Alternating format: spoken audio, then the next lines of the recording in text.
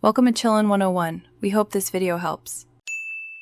In this video, I will explain how to play Unity games on PC. Playing games built with the Unity engine is generally straightforward, much like any other PC game. You'll typically download an executable file or install it through a platform like Steam. We'll cover the essential steps to get you started, from finding games to ensuring your system is ready. It's a simple process once you know the basics. Finding Unity games is quite easy, as they are widely available.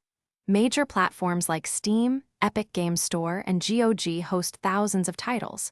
For indie games, check out itch.io or the developer's official website. Once you've found your game, simply download the installer or the game's executable package. Installation usually involves a few clicks, guiding you through the setup process. Before launching, always check the game's system requirements.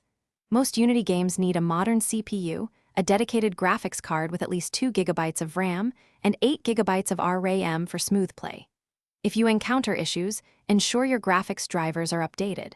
Sometimes, installing missing runtimes like DirectX or Visual C++ can resolve launch problems.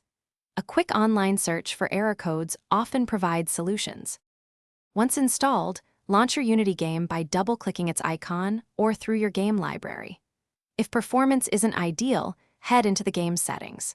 Reducing resolution, shadow quality, or anti-aliasing can significantly improve frame rates.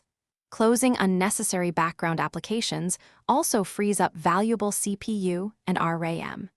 Enjoy exploring the diverse worlds created with the Unity engine. Thanks for watching. Consider subscribing if we helped you.